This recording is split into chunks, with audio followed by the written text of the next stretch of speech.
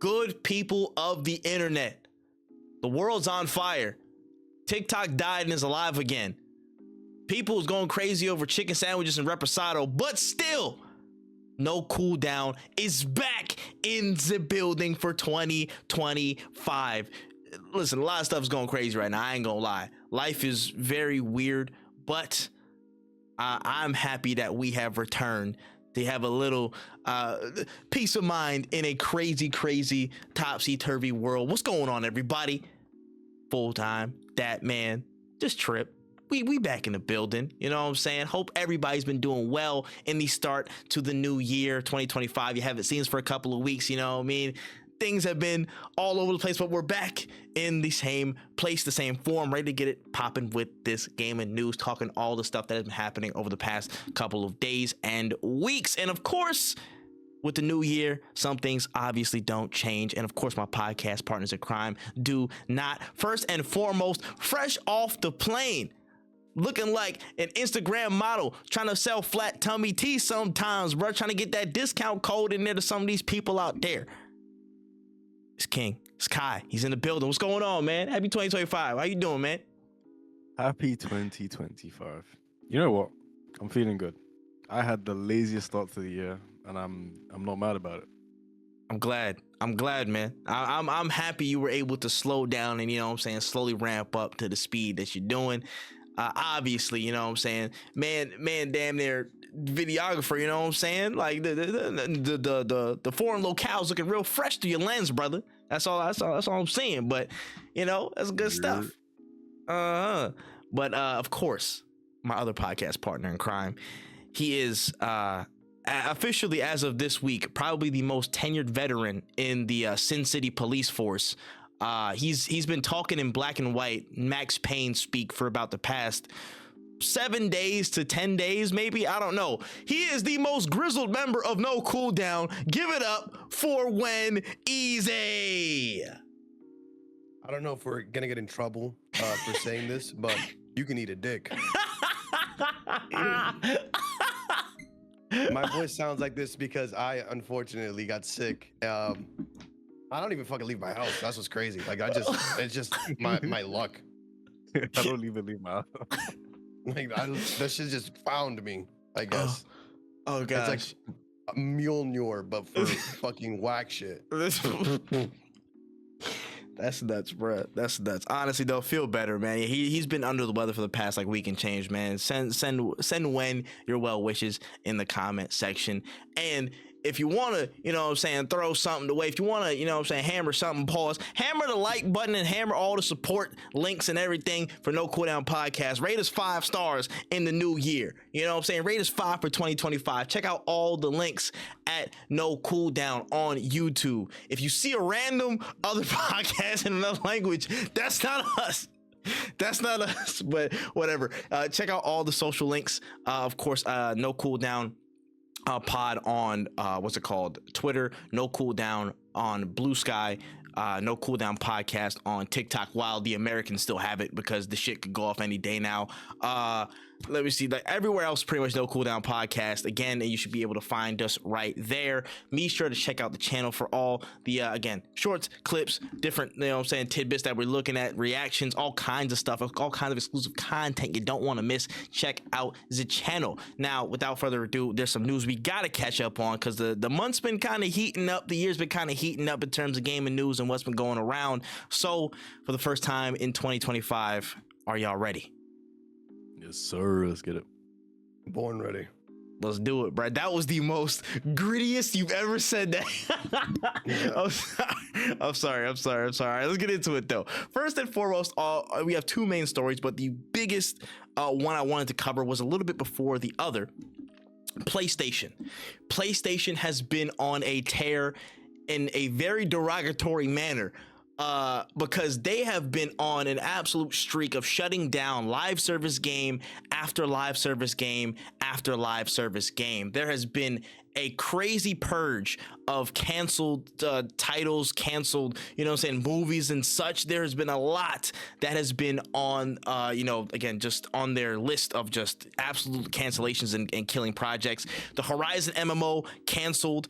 Last of Us Online, as we know from before, canceled. Twisted Metal canceled. Spider-Man: The Great Web canceled. London Studio had a live service game, obviously canceled because London Studio doesn't even exist anymore. Ben Studio most recently had a canceled game, and as we learned through some of these different reports, there was supposed to be a God of War live service game from Bluepoint, and that was canceled as well. There just seems to be a huge shift and witch hunt for everything live service and big grandiose, again, just the online multiplayer, online live service project, to the point where even today, today, I think Herman Host, he's not in his current role in executive office right now. I think he's like kind of housed, demoted essentially to some other brands in the PlayStation family. But he's been moved from his position, overseeing a lot of this stuff that was again previously in the works but now canceled. So there's been a huge cancellation wave of live service at PlayStation. A lot of people have been pointing to reports, and of course common consensus, Concord probably has a little bit to do with some of that, but there's just a huge wave, bro. First reaction, gut feeling, gut check. How are you feeling when? Me personally, I think that PlayStation is low key. I think they're kind of smart for reorganizing themselves, so to speak. Like it is. I think live service is not going to be what it should be or what it needs to be, and it's something that is going to be on the way out. So I don't think that this is a bad call on their part whatsoever. Like I think genuinely PlayStation needs to do this because live service is only going to get more saturated as time goes on. And at the end of the day, like if we have too many live service games, they're going to end up losing a lot of money to begin with. PlayStation is known for their single player games. This I think is a huge W move. Stick to what makes you money, stick to what works. I think that's what they need to work on. I think I think the refocus is smart. Mm-hmm. Word. Your gut check, Kai, man. How you felt about all these cancellations? So first of all, I got kicked out of the Discord when you said Concord and I laughed. So I don't know what's going on there. All right. It's the American censorship. You're being silent. So I don't know what the agenda is there, but I agree. I think I caught the end of that point when saying it's just like it sounds like a good thing because stick to what works basically. I feel like that was probably the safest option, especially knowing how the industry is at the moment. Yeah, nah, for sure. Live service go to war, like get the fuck out of here. Sure. Bro, that's the first point I wanted to stop on, bro. This is my thing. What level of like narcotics were in the air or in rotation to ever think people really wanted live service God of War? Please, somebody tell me. Somebody, please. Like, there's no way. I'm sorry. Listen, I don't mean to be crude. You don't want to get your Peter Griffin Thor skin? Like... You don't want to hit the gritty? Shut the hell up. I hate All it. you see is just fucking Atreus just being like, right foot creep. Right? That's so bad, bro. Oh my gosh, bro. This what do we do? Dog, and there's a Giad over there. Oh, shit. I hate it. I hate it. Y'all planting these thoughts in my head, and I don't like it at all, bro. Like, this just goes to show that you know how crazy it is to say live service. You know what I'm saying? Even God of War 4 that had a multiplayer mode, people didn't even play that shit. You and know it was what? in the game. It was free. Like you didn't have to pay for nothing. Like, dog. No. This is no. We're not on this wavelength, bruh. I think this whole entire phase of live service thing of obviously, I mean, we all know the elephant in the room. This is coming from, again, the executives, the higher ups, the suits who are seeing some of the success of live service games and some of the biggest ones in the world and are thinking, yo, we need to jump on this train with possibly everything I have. And I think that was supercharged by the fact that Sony really doesn't have any marquee primarily online multiplayer experiences in its own right. Generally, again, they've had good hits that they could have, again, just put back on their own way. Uncharted multiplayer, I think, was really good. Again, the original Factions was really good. Bringing it back in just that original form without trying to live serviceify it would have been serviceable to me, in my opinion. But again, I'm just one person.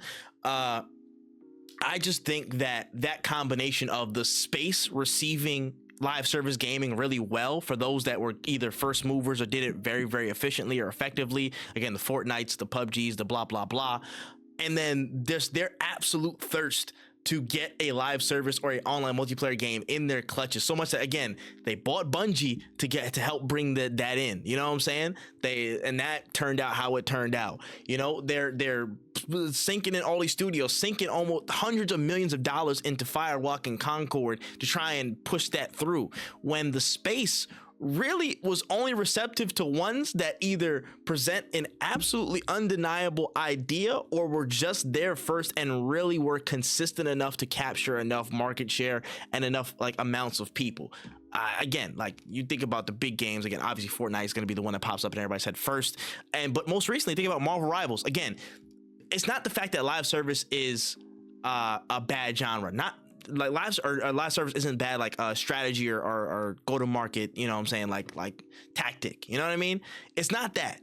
It's the fact of there are not enough people who do it well enough, and there's not enough time in the day to get all of them on your schedule and stuff and play them through. There isn't. Unless you utterly have no responsibilities. You don't even have a responsibility to drink water in this life. Then you would have time to do that. But that's not how everybody works. So you got to pick and choose. And just because people saw the profits, especially Sony side, they saw the profits. They thought, oh, this is our chance to throw everything at the wall, when we just want, again, more of what brought y'all to the dance in one way, those single player experiences that were really, really core and really, really key and really, really good. And if you can implant something that is a substantial multiplayer that is not, again, super heavy pushes towards live service and that's fine. That's fine, bro. You can do what you do. I agree with y'all. They like, again, you don't gotta like I personally, again, I don't think they have to stay all the way in their bag. They can try different things. I think trying it like a steady multiplayer or a smaller multiplayer mode and seeing where it goes and kind of A/B testing it, that's not a bad idea, because you get a gauge for what the market wants, like instead of just trying to go gung-ho and trying to follow the money line, and then when you get to the end of it, it's dried up. Like that's not good tactics. That's not good decision making, in my opinion. They just tried to follow that money train, and again, a lot of people is getting, you know what I'm saying, punched in the mouth, and they're not getting the outcomes that they want. You know what I'm saying? Babylon's Fall and all that stuff. You know, we can go down the line of the graveyard of live service games Sony's tried to either help ship or ship themselves. Like it's just a lot, and it's crazy. You know what I'm saying? Again, Concord was probably the big it was probably the big sign for them, like, damn, maybe we should reevaluate everything. But I mean, better late than never, I guess. But now we're gonna see the meanest wave of remasters we've probably ever seen. Get ready for Last of Us Part 4, Part 3 actually is Part 1, but remixed with a couple extra AKs and shit like that. Like, you get ready, because we're about to get locked into the tightest, you know what I'm saying, box of remasters and familiar content we've possibly ever seen from Sony outside of Intergalactic. That's where we're at right now. That's where we're at. You know what I mean? Like, again, as long as you make a substantially different sequel, I'm not mad, but you already know they're coming with reboot, remake stuff. And we'll talk about this later in the podcast as well. Some of these things do have potential to bring something good, but I don't want them to completely get locked in the box of, okay, we can never make anything outside of this wheelhouse again. Bring the right ingredients, bring the right resources, take the time, A/B test, do a smaller form or smaller scale of a mode if you have to, or an experience if you have to, and then see where it goes from there. But yeah, they should have did this, especially if God of War live service was on your books, bro. No, we don't ever want to see that. We don't want to see that. Boo. Never. Ever. Yeah. Ever. Nasty work, bro. I'm looking forward to the 2026 collector's edition of Last of Us 1. Fuck off, bro. It's crazy. We're gonna get again in the steel box. We're gonna get 2 guitar strings that were actually from the people who played in the musical sessions during Last of Us 1's production. You know what I'm saying? Two guitar strings per case, and it'll only be in randomized cases. So you might get some fake ones, but it's okay. You know what I'm saying? The real ones, you'll know. Like I don't need that, bruh. But it's unfortunately this is the path that we're set on because of the state of the world, because of how inflation and economics are and stuff like that, and because of the path of decision making and the path of the market reacting to those decisions that we're at. Sony's locked in this same state of mind. They're going to be well into the next generation, in my opinion. I think this was the biggest scare that they've had in a long time. Yeah, honestly. But we can slide on here. Let's talk about the next thing on the docket. The Xbox Developer Direct happened not too long ago, just a couple of days, brother. And we had some things to talk about. You know what I'm saying? 4 games, 4 sets of details, a lot of stuff. And we started off with the alleged mystery game that was, again, being touted around in the interwebs in the lead up to this whole entire show. And it turned out to be Team Ninja, Platinum Games, not only back in the building for a Ninja Gaiden 2 Black remaster that dropped that same day, but the official announcement of Ninja Gaiden 4. Yes, it is back. Ninja Gaiden, the series, is back. Right, Ryu Hayabusa is back. He has apparently, again, a foil or potentially a new successor. I don't even know what that new dude was in the trailer, but it just shows the new environments, the new character, just the crazy flashy gameplay, impact frames, ass whooping, Azuna drops and all. It was looking real good. I was having a time of my life losing my shit because I did not expect Ninja Gaiden to ever be back in this capacity or this way or even anytime soon. But it is dropping Ninja Gaiden 4, I believe, fall of 2025. So let's start there. And let me ask this question. Let's get this out the way before I get to you, Wen. Kai, have you even seen an inkling of what Ninja Gaiden was before this shit? No. God damn it. I'm gonna keep trying. I hope you notice. I'm gonna keep trying until you say yes, bro. And I'll have confetti, I'll have balloons, I'll have everything set up one day for the day you say, hey, you know what? I did see this one time. You know what I mean? I will. Damn it, Kai. Damn it. The naivety of youth. Fuck it. Anyways, how'd you feel about Ninja Gaiden, man? I actually went back and I'm playing Ninja Gaiden 1 right now. I'm very excited for this. I love that they also dropped Ninja Gaiden Black 2 on Game Pass that same day. Lovely. Thank you, masterclass. That's exactly what I'm looking for when I get these kinds of like announcements or like showcases. Like, please give me the game or give me something to play. I'm looking forward to it. This was heat. I cannot wait to get my hands on the new game. I gotta beat 3 games before then, and I think I'm on track to do so. This is what I feel like this is like the breath of fresh air we needed in gaming now. 100. And this is one of the things where, again, let me not jump over the fence and say, what's it called? It's a savior for gaming or blah, blah, blah. I don't want to say all that like that intensely, all right? This is the middle ground I want to strike, all right? Gaming is the experiences that we're getting are really diverse and really, really cool. Again, last year was really good. This year is set up to be freaking ridiculous. This year, again, we've said this beforehand. We said it at the top. You know what I'm saying? 2025 is going to be I think it's going to blow 2023 out of the water a little bit. You know what I'm saying? Last year, I think it will blow out the water. There's a lot of stuff set up this year in terms of releases, in terms of announcements, in terms of all that. Gaming releases are in a really good place. Gaming is in a really good place, but I really do agree that the style and branding of this type of game, I really missed in the space. Pure, unadulterated, ass-whooping action games. I miss that. I really like that, just like hard body, just like, you know what I'm saying? As much as I really do enjoy, again, the Souls-like system, the Souls-like mechanic, again, all those types of games that are out there. Sometimes you just want to whoop somebody ass at high octane, you know what I mean?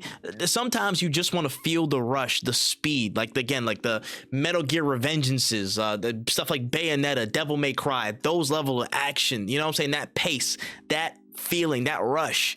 And you absolutely get that on top of a very hefty challenge in the Ninja Gaiden series, which I've always, again, found it's a pain in the ass, absolutely. But once you get through it and start to really get, you know what I'm saying, into it and understand all the combos and stuff you can do, it's really fun. It's really fun conquering those challenges and just being a badass ninja, bro. This shit is fire. This shit is fire. So it is absolutely, again, I think a really cool breath of fresh air, and I think it serves as a good like little reminder to people like, yo, you can be pure action. I feel like people value really, really solid action. You know what I mean? That I feel like that sentiment never left, and you don't have to work in the confines of what's popular now in terms of the Souls-like mechanics and dodge roll stuff like that. No disrespect to that genre and that structure and that institution over there, but I'm just saying the pure action, the upped pace of those types of action games like Ninja Gaiden,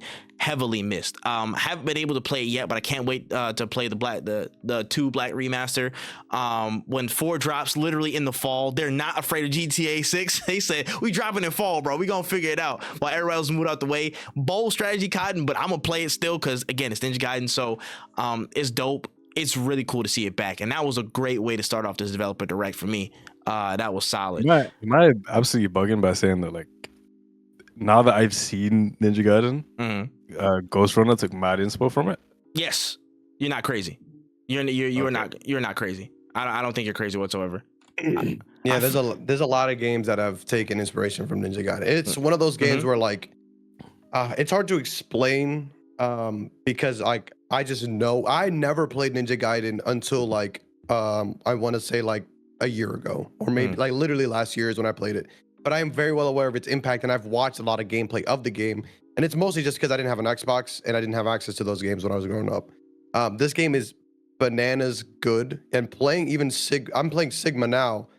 The game is just like different. You would have to play it, but when you play it, you're gonna feel like you're playing something new for the first time. The only way I can kind of describe it is like playing Baldur's Gate for the first time if you've never played Divinity 2 or something like that. Like you're just like, it's wild that they made these decisions for this game. It feels like completely different genre that I've played before. Yeah, literally. And if you, again, like trace back the lineage of some of the games that I was talking about in that little like the rant or monologue, bro, like you think about again, Bayonettas, Devil May Cries, like that are either very close to that lineage or they came after and definitely took from some of the lineage of, again, like the pace, the speed, that level of like intensity, some of the challenge with the bosses, some of the design, like that thing's there. Like oh my gosh, there's a game that I covered or I'm supposed to cover on a short series. It's called like Enenra Demon Core, that you can feel you can feel the spirit of Ninja Gaiden in that. Like when it comes to pure action, I feel like Ninja Gaiden is one of those games that definitely is, you know what I'm saying, if it ain't a Godfather, it's like a God uncle or something like that. Like, you know what I mean? Like the influence is there in some degree for a lot of pure action games that we see today. You know what I'm saying? That lineage is definitely existent, and it's to me it's strong in a lot of different cases. Yeah, 100%, man. But Ninja Gaiden lives on. I'm a happy man. Local man is pleased. But next, we had another exclusive look at South of Midnight plus its release date. I believe it is now dropping on April 15th? Am I bugging if I said April 15th? Or is that the other game? I can't remember. I think it's April 8th. Thank you, April 8th. I believe April 15th is the other game that we'll talk about in a minute. But we saw more of the world again, so more of the thought process behind like the weaving abilities and just the creatures and the different bosses and such. We got probably our biggest look yet with this story trailer. Listen, how are you feeling about this, Kai? How are you feeling about South of Midnight? It looks really good. I'm just gonna comment on like the thing that's like stood out to me immediately, and I was like, I love the character design. Like I love the art style that they're going for here. 100. And I think, if I'm not mistaken, like a couple of episodes back, I must have been talking about Kino, and you brought this up. And after watching the show, I did see like some of those elements for sure. It looks awesome. It looks like it's one of these games that I'll probably like play through really, really fast in like a one sitting, and just always like hold on to the experience, basically. Yep. 100%. I'll get back to that point in a second. But how did you feel? I know you've been speaking praises on what you've seen from the game ever since it first dropped some footage. But how you feeling now?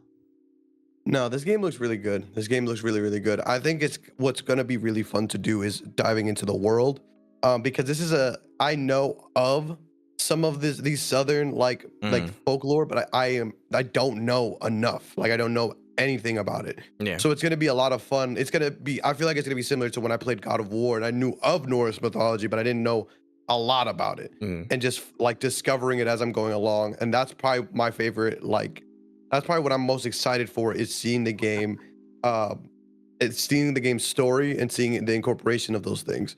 So I'm excited to get my hands on this game, very much so. It is going to be a really good start to the year.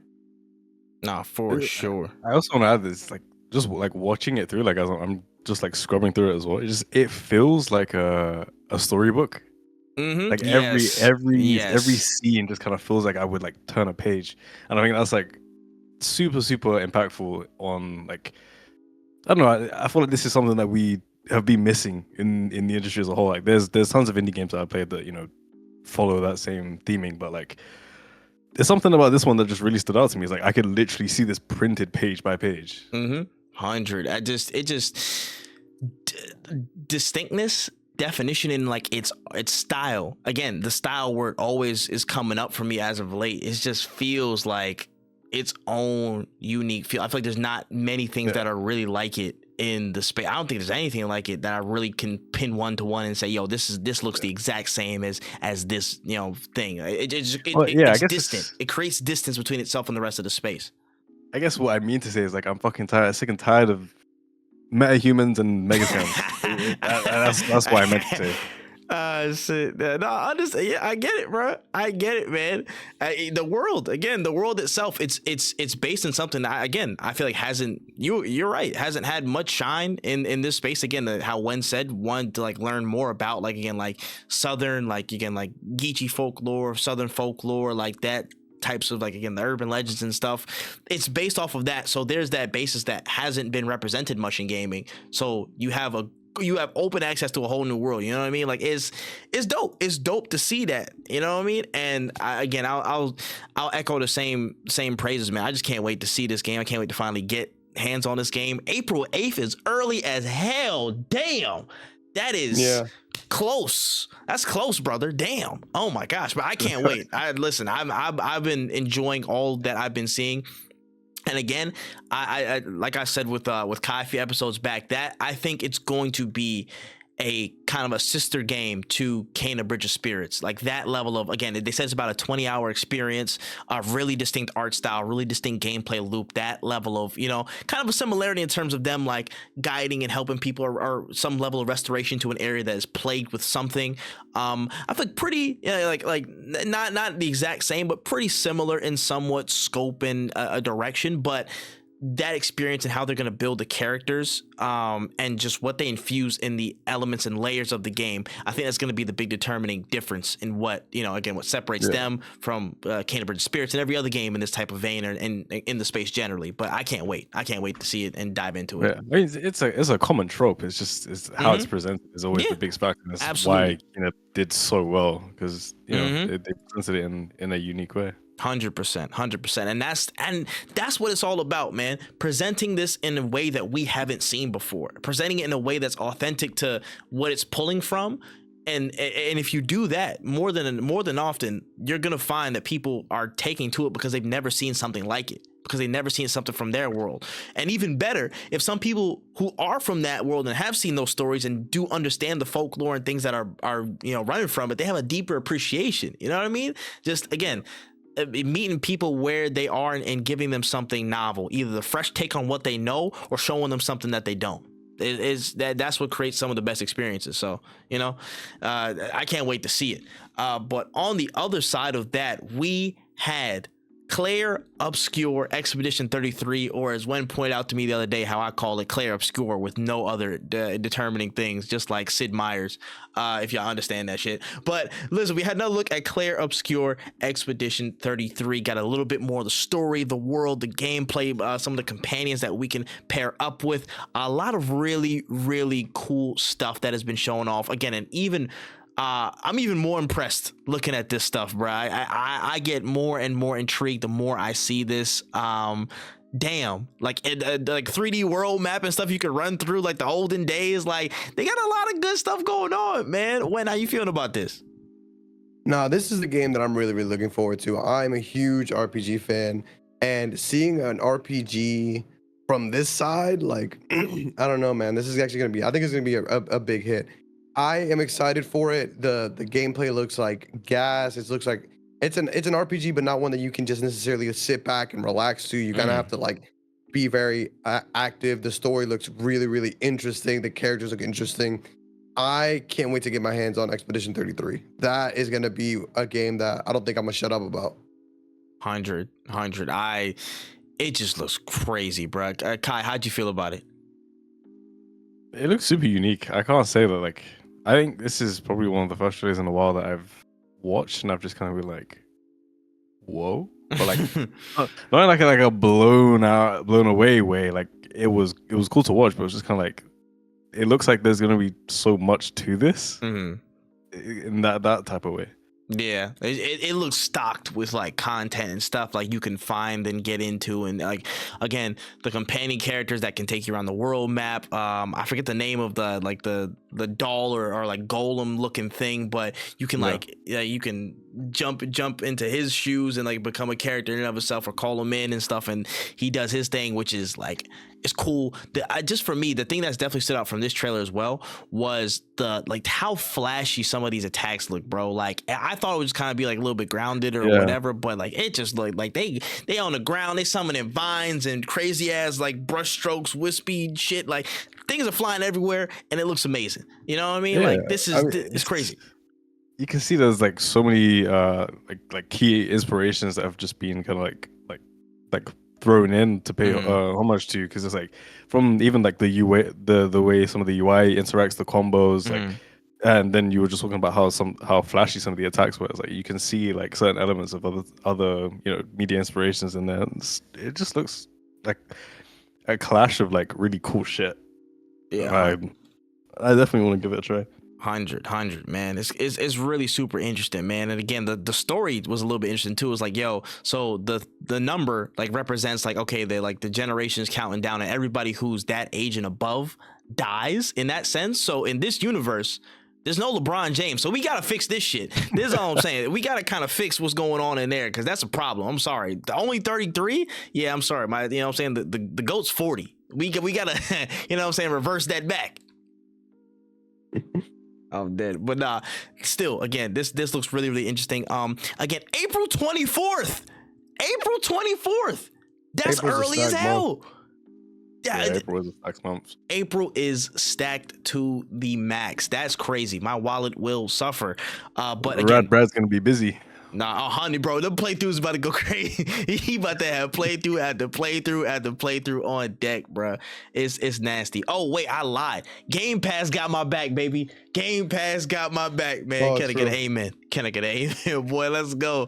That's what I'm talking about, boy. But we can move on here to the last portion of what we saw from the Xbox Developer Direct, and that is Doom: The Dark Ages and some of the dirty details from the devilish dances of Doom Guy. Man, a lot of alliteration in that bitch, but we got some details, man. Of course, going straight on single player. No mention of multiplayer anywhere, bruh. Dash that, move that out the way. Again, apparently it's the Doom franchise's largest campaign ever. You can see the 30-story walking mechs and Power Ranger as Zords. You can fly on a dragon. More ground-based gameplay, kind of standing and fighting, parrying, moving with the shield. Again, new weapons, a lot of new locations. Ridiculousness. It just looks like a lot, bruh. Kai, I want to go to you first. What did you feel and see from this Doom detail breakdown? Whenever I watch a Doom trailer, I just want to break shit. I get it. Do you know what was sick? The dragon shit was really cool. Do you remember, what was it, like one of the House of Train Your Dragons, when he finally got like really confident flying with Toothless? Yeah. I was just imagining that shit happening in the Doom universe.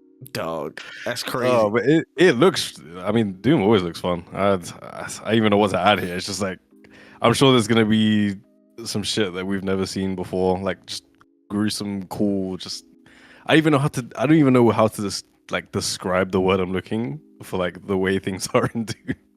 But I think everyone knows what I mean. Like shooting skulls, like it's just I don't know. Yeah, I ain't gonna lie.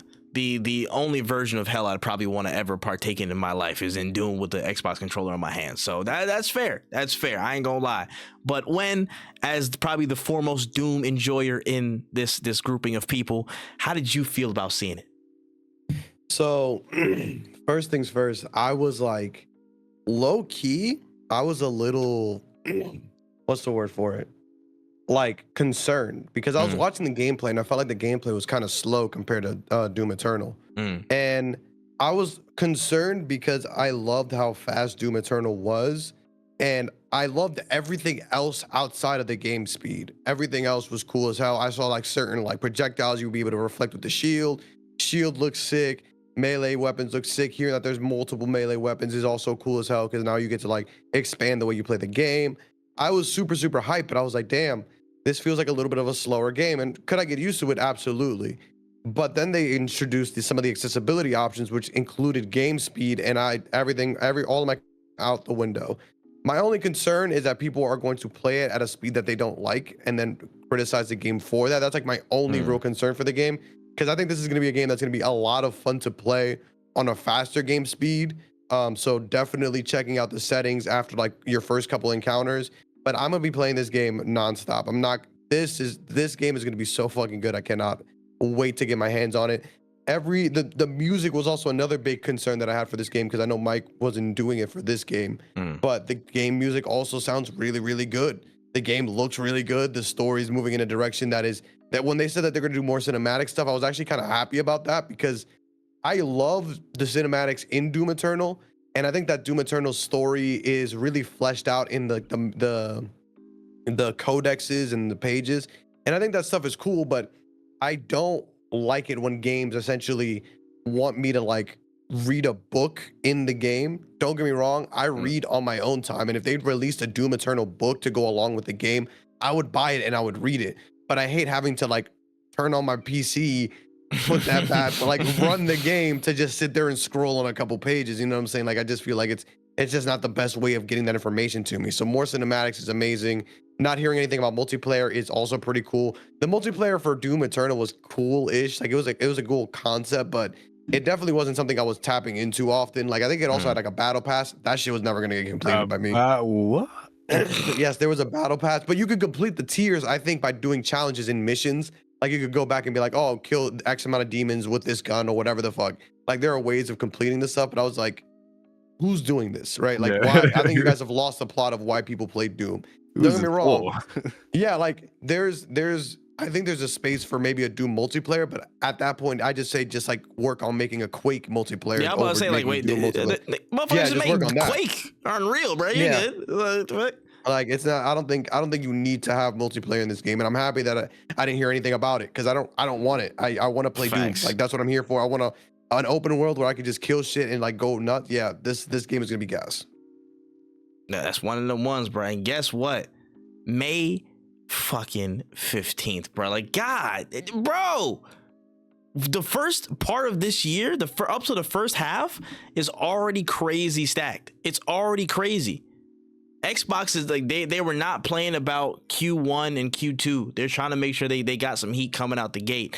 And again, this is one of the big things that we're talking about. Xbox has a lot of games that they have on their slates. They are literally, as of today, I swear I saw a report, they are now the biggest publisher in the world. They are officially, you know what I'm saying? We knew it was already there, pretty much thereabouts, but it's official. They are the biggest publisher in the world. Now is the time for them to start dropping heat back to back to back to back to back. This was the play, you know what I'm saying? A part of this play was giving up a lot of their autonomy, or in terms of, again, hoarding everything on one service or packing their value onto the hardware. Now they packed in the ecosystem, but really at the end of the day, it's about these games. But if you're telling me Ninja Gaiden drop, well, that's multiplayer, it kind of doesn't count. South of Midnight is here on Game Pass. Expedition 33 is right after it, you know what I'm saying? Game Pass priority or whatever. And then you got Doom the Dark Ages just ready to roll. Like if you're getting these top loaded off the fact on your stuff first, like that's what we want to see. We want to see good games dropping consistently, and hopefully this is the start of that. Hopefully they've shaken off again the rusty times of Redfall and other games that didn't hit as much, and they're on the way to consistent bangers that can just help flood our library. So you know what I'm saying? Hats off, because this is probably the best developer directed they've done, in my opinion. Fairs, man, fairs. But we can move on and into the quick bites, man. We can talk about, first and foremost, a new announcement that came from Pocketpair Publishing. Again, Pal Worlds, you know, I guess they're their own company that owns the game, and they have a whole publishing wing now. They announced a brand new horror game is on the way with Tales of Kenzera developers Surgent Studios. They have a short horror game that is incoming. Had some news from again their official channels, VGC and everything.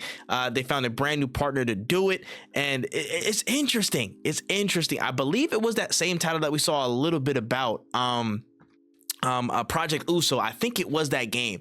So I don't know if it was already in a horror lane or going somewhere into something else, maybe shifting direction as they partner with Pocketpair.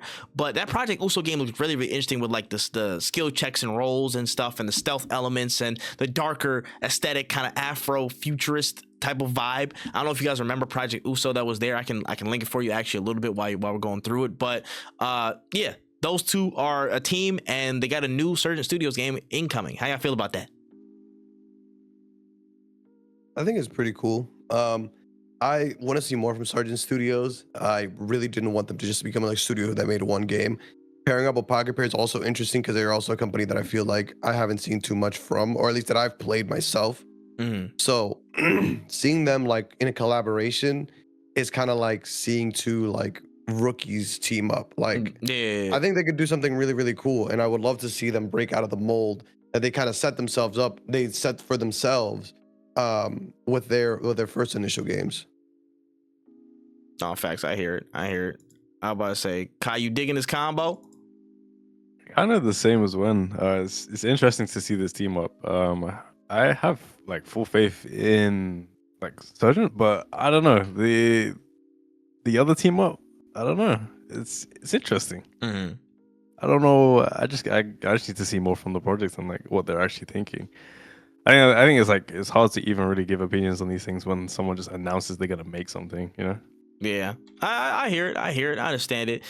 For me, given the track record, or at least the good debut of Surgent Studios with Tales of Kenzera, I thought they did a really good job with they're operating under kind of a their indie like original or EA Originals program and stuff. So with the resources that they got, they put out something that was really compact, that was really nice, really layered for again the level of efficiency they needed to achieve with those resources. I think they did very well, and maybe with a team that could be, you know, maybe granting them a little bit more, they could freak it, man. They could do something that's really cool and out of the box that we haven't seen. And again, a big leap from where we were with kind of a Metroidvania style game. It's kind of more like a stealthish Afro future horror RPG or horror game or whatever. Like it's an interesting twist. It's a big jump, but again, with the creative execution that I saw from the Surgent team, and hopefully the support and the level of resources that they can get from Pocketpair, this could be a good combo. So I'm patient. I'll be patient about it and see what's going down. Yeah. In our fairs. But we can slide on here. We can talk about Square Enix, man. Square Enix was in the public eye over the past few weeks, talking about a brand new policy that says they will take legal action against any harassment of employees and executives. So they'll, again, apparently cease to provide products to, again, offenders of these policies. And if a user's behavior is deemed to be excessive or of a malicious intent, Square Enix will take legal action, including criminal proceedings. So the people that are slandering, all the PR managers, all the you know what I'm saying, other certain people that are out there, anybody adding them or doxing them or doing any crazy stuff that all these, you know what I'm saying, weird people be doing on the internet these days, Square Enix will be ready to file a suit on that ass. Kai, how you feel about this? Yo, they riding. What the fuck? That's lit. He said, "Yo, if Twitter fingers get crazy, just call her HR." That's funny as fuck. Listen, it's real. That's actually really good, bro. I'm not gonna lie, because I've seen some of the shit people say. I know some of the shit I wanted to say, and I work in game. Like, it needs to be stopped. So yeah. It's one of the ones, man. When? I definitely agree. I think people who be doing this, definitely again, and I'll say this probably till I die. I have a job and like a girlfriend and people who love me and friends outside of this.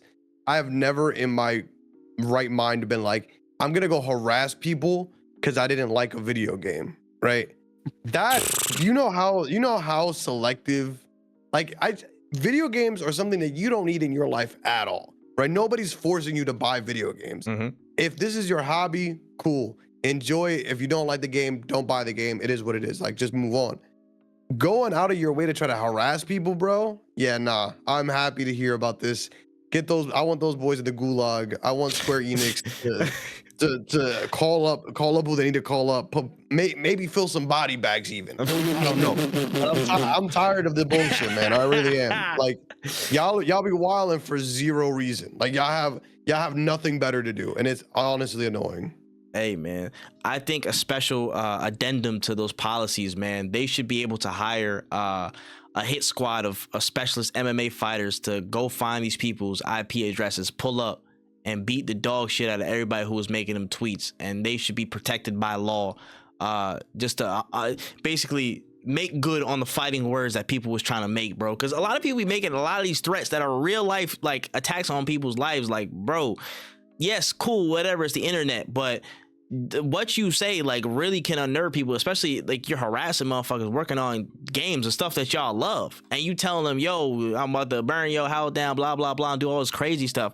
You need to get your ass whooped personally. So I'm one to champion that. They should add that to their contracts, man. Add that to that list. Add that to the policies.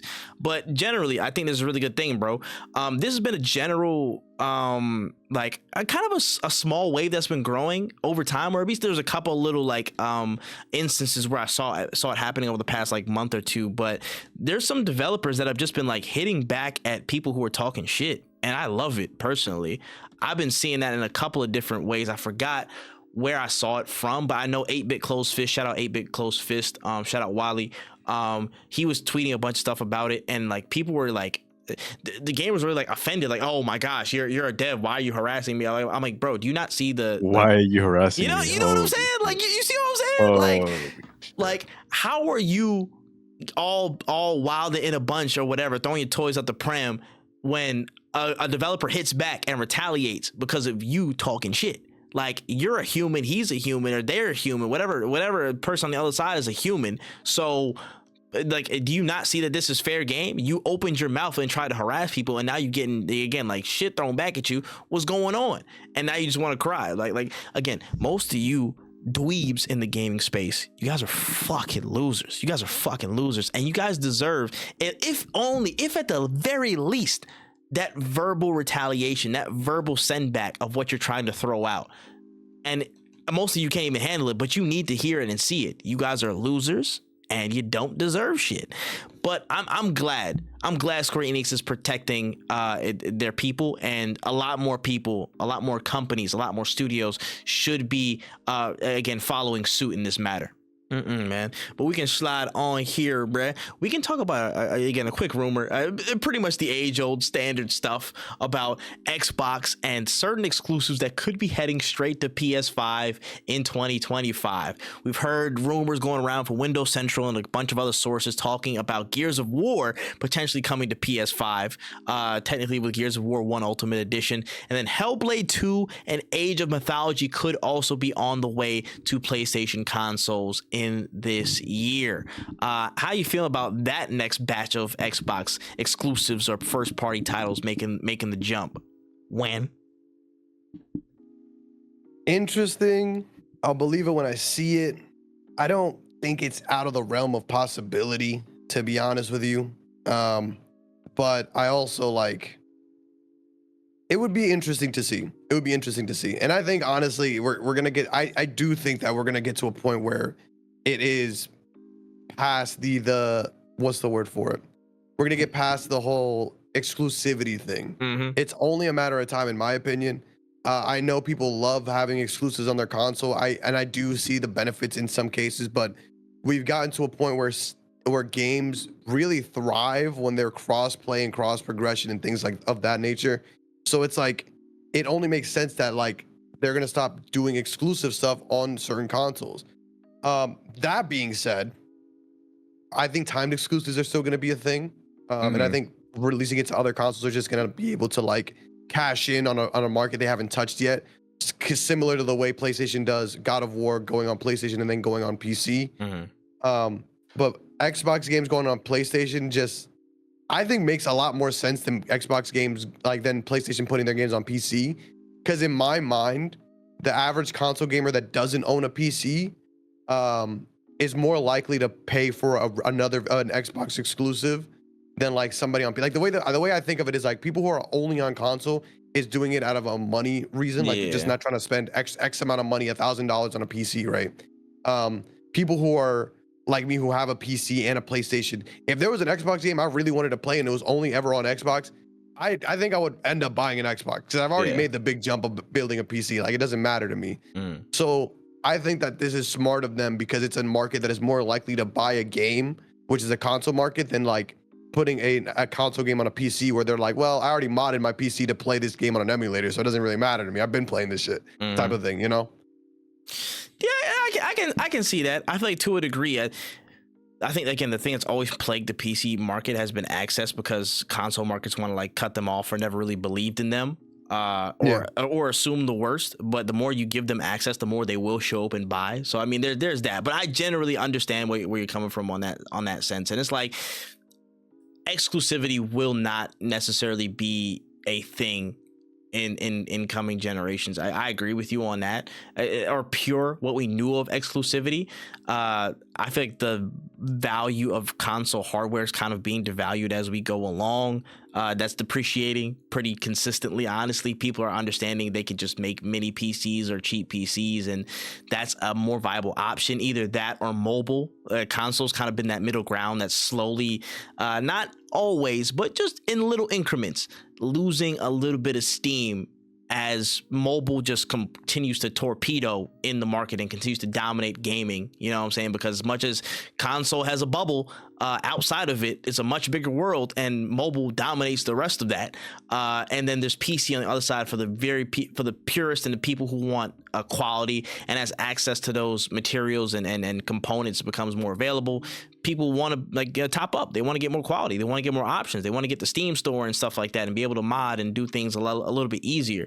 So the concept of exclusivity, even from a hardware standpoint, and how that trickles down to like, again, the exclusive titles and stuff, that will be wrapping up, I feel like, more often than not. So Xbox has been doing this for a good little bit now, but they're getting ahead of the curve. They just want to be available everywhere. So they just want to meet consumers where they're at to kind of capture as much, in the net as they can in terms of revenue, so it's not much they can do with their hardware. So they just gotta focus on getting that through. So I mean, yeah, I more than likely we will see all of those things. Gears on PS5 sounds insane to me, but for what they want to do with the franchise and try and bring it back and restore it to its glory, I think that low key may be a necessary move.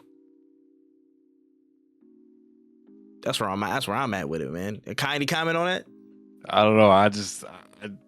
I shivered when you said that. I actually did. I was like, wait, that just sounds wrong. You know what I mean? It sounds ridiculously foreign, but we're in the time and place where Xbox, they're again the biggest publisher in the world, y'all. So they gotta get their money's worth. So that means they gotta stop thinking as a first party first company and think about they gotta be a publishing company first in a lot of different avenues and frontiers.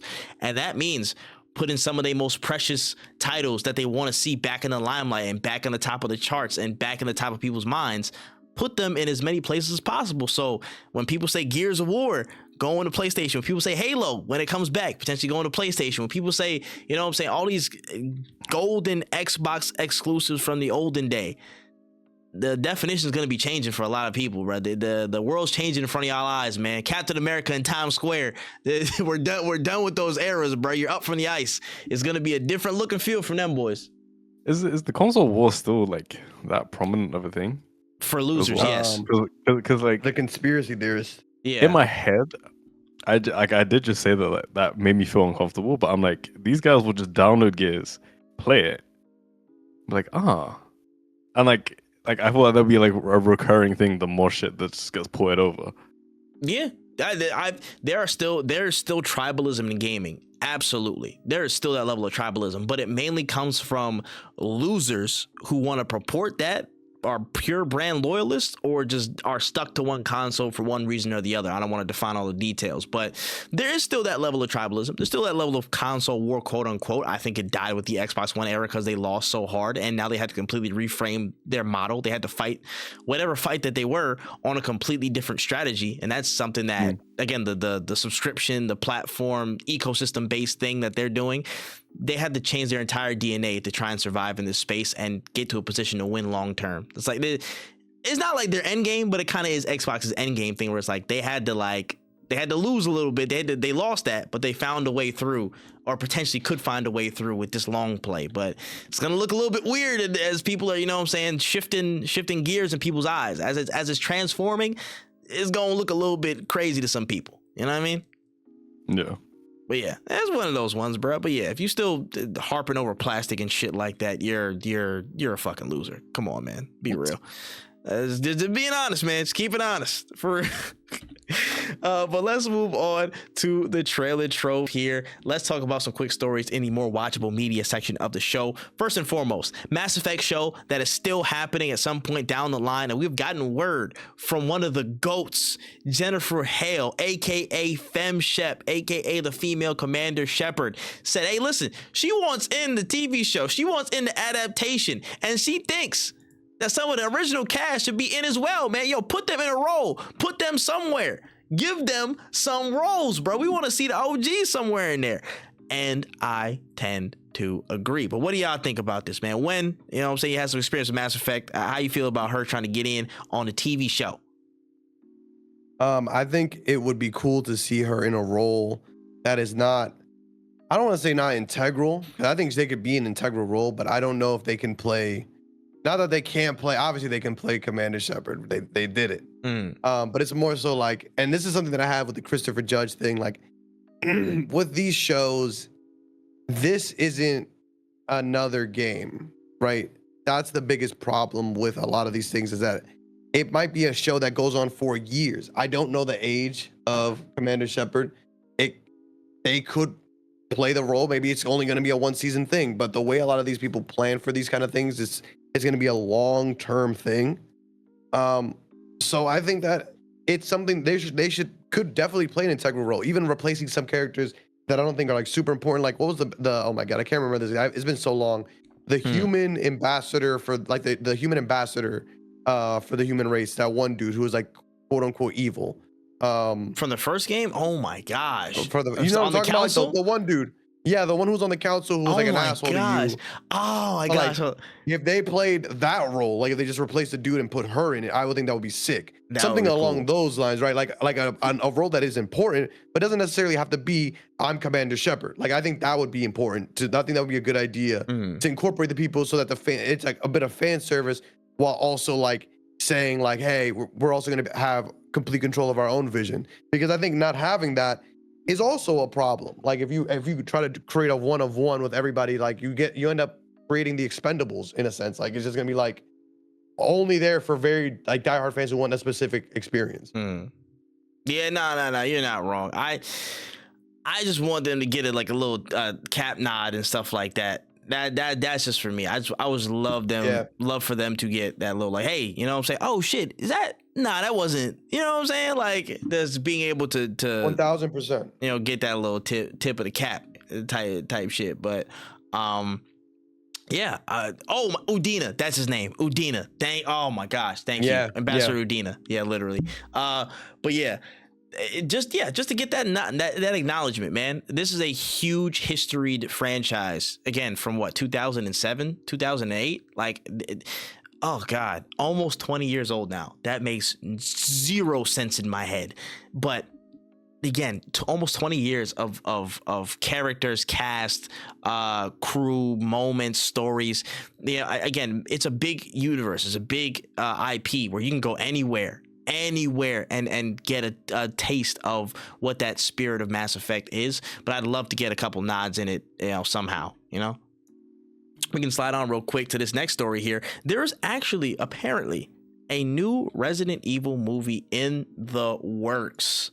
It's on the way, and apparently Barbarian director Zach Kreger is on the helm. He is at the helm. He is in the driver's seat to be doing it, and apparently it's going to be more horror focused. You know what I'm saying? Trying to rein in the scope here, being bid between a couple of people here, but it looks like it's got some steam to potentially be a real full-fledged project in the near future. Kai, how you feeling about this news? I'm more concerned about the studios that are bidding for it. Are you? I'm about to say, well, it's Warner Bros, it's Netflix. Let me see if I can find if there were some others in here. So far as those two. I don't know. I saw Netflix in that, and I was just like, I don't trust them. But that's just how I feel. I don't know how you guys feel about it. Like, I wouldn't trust them to make Resident Evil movie. But I don't know how you guys feel about that. Didn't they? I haven't Didn't they make the that Netflix one. series? That They Netflix, wasn't it? Was it a Netflix series or was it another series? Yeah. It was very recent. It was with Lance Rest in Reddick, God peace. rest his soul. You know what I mean? Yeah. Like, but it was like actually like the episodes I saw, I was like, okay, wait, this actually ain't bad. This actually like not crazy, like off the scale where I was like expecting it to be. Like it was decent. So I don't know. As my biggest thing was the director, in my opinion, because we've been down this road, Resident Evils and all this other shit have gone upside down and whatever, you know what I'm saying, Mila Jovovich and all this shit. Like, we've been down this path before where stuff has not gone as well as it could be. But if you tighten in the scope of Resident Evil, like, I'm thinking go Biohazard or literally OG Mansion like type vibe and just horror, like really lock in on that. I think that would be a really good play. And again, the director's chair was my biggest concern. And if you're getting the dude who made Barbarian in there, that seems like a really, really good play if you want to do a tighter scoped horror movie. Seems like the right person to get. Yeah.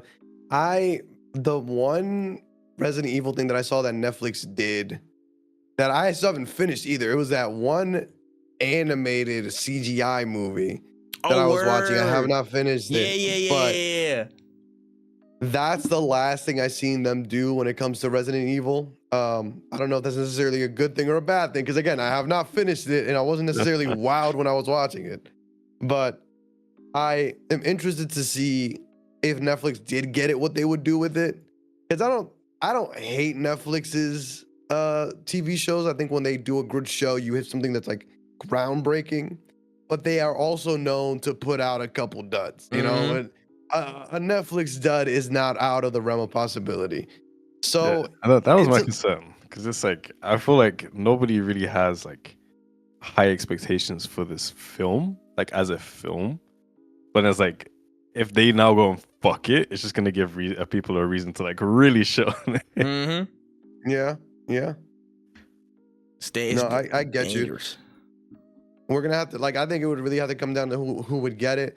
Like, but then even you have other people like Warner Brothers is also another one that, like, you could get a really good movie, or you could get some buns shit. You know what I'm saying? Like, it's a sticky situation. Know what's up with these motherfuckers? Fucking Zaslav, man. Oh gosh, there's a lot of ways we could go about this, but at the minimum, I guess my fears of who would kind of bring the vision to life in terms of direct, hands-on, day-to-day shooting, it has a good home. In my opinion, with Kreger, it has a good home, but yeah, the rest is kind of up in the air. But I hope this finds the right spot to get made. Yeah, I agree. Yeah. And the last thing in the trailer trove for this episode, we had a lot of news coming from, I believe there was a whole thing at the top of the year. I think it was CES that PlayStation was on. There's a whole bunch of announcements of different stuff that they're doing, but the most notable one to me out of that set was Ghost of Tsushima Legends is getting an anime that's coming in 2027. Obviously, the Ghost of Tsushima Legends multiplayer mode, again, that we saw in the game, in that add-on. Apparently, we got some people from Star Wars Visions that are doing it. I believe it's Takanobu Mizuno who did the Duel, that, again, like the anime kind of based version, that episode of Visions. That's going to be really, really cool. Collaboration between Aniplex and Sony Music. Yes, please. Kai, how you feel about this news?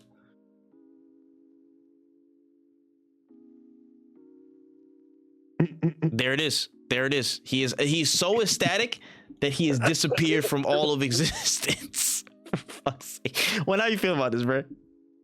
No, I think this is sick. I actually really like that multiplayer mode. Like, I low key wish it was on PC because I would go back. I don't know if it is or isn't, but I remember playing a lot of it No, when it's on when it PC. dropped. I'm pretty sure it's on PC.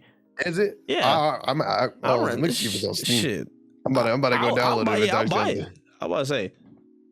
But I had a lot of fun. I had a lot of fun playing that mode with my cousins. Like I remember that because that dropped around the same time as like COVID.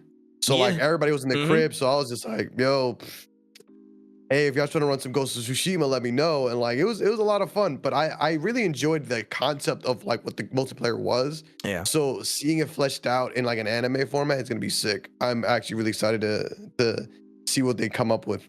Facts. Already all the structure and bones and foundation of a solid story is there for you. Ghost of Tsushima in and of itself and that mysticism that they leaned into in Legends was already cool as shit.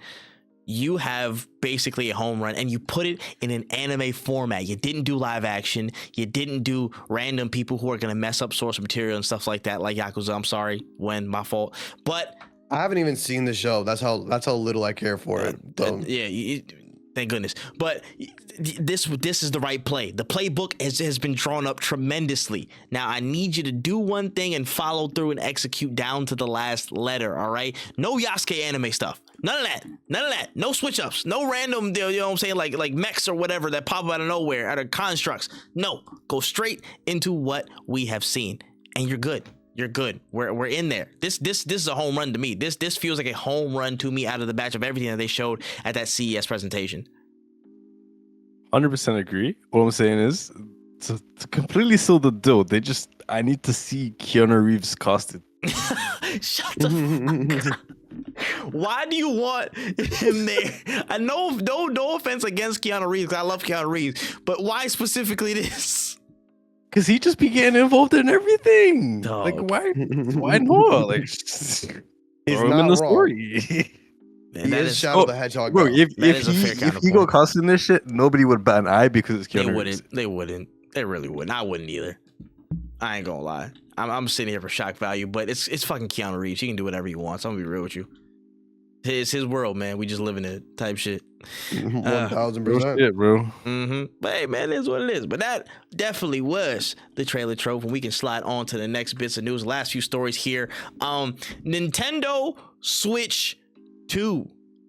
Nintendo Switch 2 is a thing that finally actually exists after the years of complete silence and no details ever being shared prior to the official reveal by Nintendo. Wink, wink. We got some of the specs and all stuff like that we definitely haven't seen before. Wink, wink. Releasing with a full spec breakdown in April 2025. In that whole opening reveal trailer, we got some quick looks at what a Mario Kart 9, what that might be like and stuff like that. Some of the potential reports of Joy-Con and mouse linkage and stuff that you can use. Apparent estimations that they have 20 million units prepared to ship at launch. A lot of stuff is going down, but your gut check, initial thoughts on the Nintendo Switch 2, Kai. I thought it looked cool. I thought, as someone that doesn't currently have a Switch but has had a Switch in the past, I would probably cop. But that's about it. I'm waiting to see more. Yeah. All right. It's also like the game lineup. Like aside from like, you know, our normal big hitters, like what am I like thinking I'm actually gonna play on it, right? That's like, I think that was my problem before. It's one of them ones, man. We gotta see what that lineup looking like for sure. But how did you feel about the Nintendo Switch 2 reveal? I thought it was cool. Definitely something I was not expecting, but I need specs. I don't give a fuck about a Switch 2. I don't give a fuck. Y'all could have dropped. It could have been the Nintendo Switch 64. I don't give a fuck how many numbers you put on it. I need to see specs. Also, I think it was Big Cheese who tweeted this out, and I still think it was one of the smartest things I've ever seen on Twitter. And it was like, why not call it the Super Nintendo Switch 2? Not 2, like the Super Nintendo Switch instead of just the Nintendo Switch. Like I think that would have been a good name. Sure, Switch 2. Honestly, it looks like all they did was get one of those custom housings for the Joy-Cons and the screen and call it a Switch 2. I need to see more before I really care. Because as somebody who still owns a Switch right now that actually doesn't fucking work handheld because it's just not the best system that was created. It's very cheaply made, in my opinion. What's stopping me from, instead of taking $400 and buying a Switch and just going and getting a Steam Deck, throwing an extra 200 on it and getting like a vastly more powerful system, you know? That's why I need them to convince me not to get a Steam Deck, because that will be the ultimate like indicator of if I get a Switch 2 or not. I mean, if I get a better paying job, oh yeah, I'll ball out. But why should I get this when I can get a Steam Deck, you know? Tell me why, Nintendo. And I think they have the power to do it. They do. It's Nintendo. Yeah, but I don't know if they got it in them. Hey, listen, the absolute kings of I'm not saying shit until it's the last possible second and hear nigga damn updates. I'm very not shocked that they did it in this manner. They didn't even give no tree house, no nothing. They just said, take this video, bruh. Hold that, bruh. Get the fuck off me. But yeah, it's down to the specs really, because in my opinion, what we've been hearing about all the rumors and stuff about the capacity for power and all that stuff, it will be somewhere in lower to mid PS4 range, PS4 range in terms of capability. We'll have to see the specifics. Lower than mid, lower to on par with PS4 level graphics, which I'm like, the PlayStation 4 was sounding like a jet engine 6 months in, which I'm like, again, the pace of what we're doing, and if you're not gonna have crazy first party stuff out the gate, the launch is kind of like apparently there was just a lot of talk about like more third party infusion and stuff out of this launch, and I'm like, I'm not looking for that personally.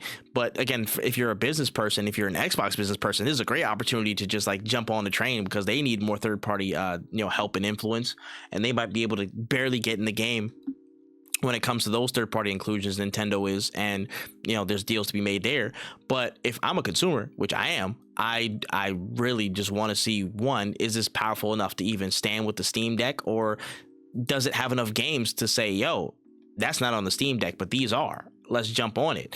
And apparently there is backwards compatibility with the regular Switch on some select titles. So is it really going to be that powerful? What does that mean?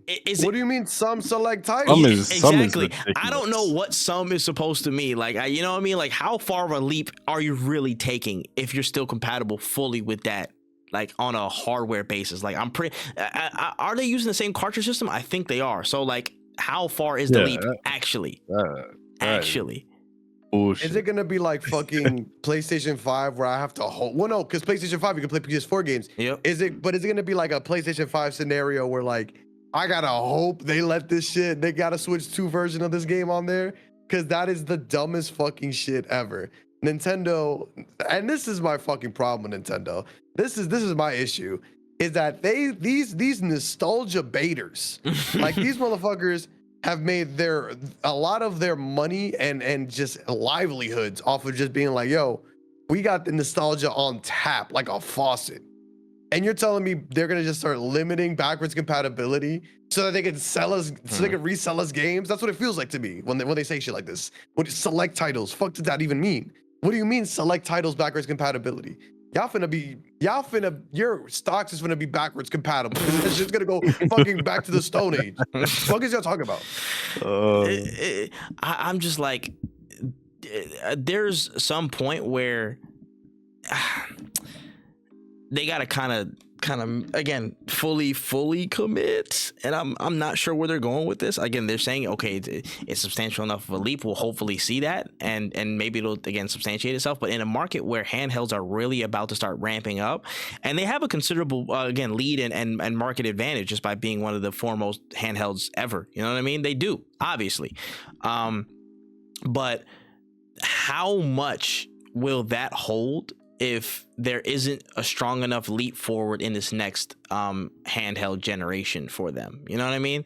Like, they've completely committed to the gimmick stuff and cool, that's all great and well, but if you either don't have the games to consistently support, or you don't have the hardware to compete with some of the most cutting edge people, i.e. the Steam Deck and whatever competitors are coming through that want to, you know, jump on this train and wagon, how are you creating this value for people outside of, you know what I'm saying, Mario Kart 9? You know, pit stops and wheel changes look super cool, you know what I'm saying? F1's really in, you know what I'm saying? These two people with me, you know what I'm saying? They love Lewis Hamilton and shit. Like, it'd be cool to do. It'd be cool to do that, but how many times are people going to do that on Mario Kart before they realize, oh, where are the other games there? You know what I mean? Like, you make me pissed off America, I'm gonna fucking blow up Nintendo.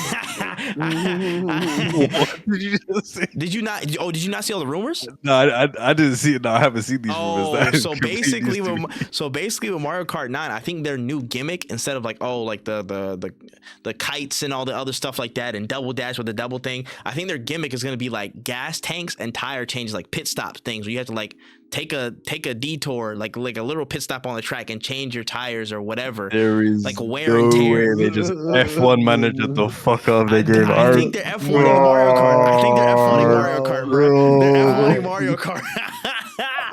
What I can tell you right now, as somebody who's new to the enjoyment of F1, I have never been like it's important to change your tires, yes, and it matters a lot on that shit. But the reason it's important is because the races are like 2 hours long, right? There's either like 3 laps at the fucking most. What do you mean I gotta stop and get gas? What? Right, it's the dumbest shit. No, I don't believe it. I don't believe it at all. I'm gonna let motherfuckers rock, because if I find out I gotta fucking stop and Toad is gonna come out and fucking change I'm doing pit stops, bro. And if I gotta do mini games for the pit stops, bro, I'm not gonna lie to you, that shit is getting put on the shelf. That shit is never seeing the light of day. What do you mean I gotta fucking, oh man, almost won, but he pitted too early, and then fucking like what? Like, no shot, bro. No shot. Am I gonna get fucking Charles Leclerc in my shit, bro? Listen, that's all I was saying. Like, it looked like there was the only 2 definitive things that I was seeing from all the rumors and all stuff like that was a gas canister thing, like a gas tank to refuel on the side of the carts, the little pit stop side thing, and then 24 slots. So there's probably gonna be 24 player races on some of these tracks, or maybe most of these tracks. That might be the new normal. So if this is what we're leading with, imagine loading America to be pit crew. Dog, bro. I swear to God, right? I gotta fucking play on the Monaco Grand Prix. If I gotta fucking like, I cannot express to you how this is not. I like F1 a lot. I don't know if this is what you need to be looking at when you're doing the karting. I don't think the motherfuckers who play Mario Kart have ever seen an F1 race. I'm gonna let them cook, because this just sounds like some dumbass shit. And again, I'm leaning Stream Deck. I'm not gonna lie to you. I'm leaning Steam Deck. It might not be for me, bro. It's one of them ones, man. It's one of them ones where I'm just like,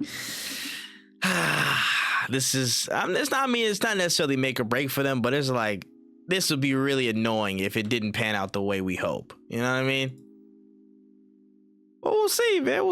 It's Nintendo, guys. Yeah, Switch. Yeah, Switch too. I actually watched the Super Mario film for the second time last night. Nice. Actually, a really good movie. I ain't gonna lie. I liked it. It was actually such a good movie. It was actually pretty fun. I forget that like they're actually making another one. Yeah, bro. I'm like, they'll probably be solid too, man. They'll probably be solid too.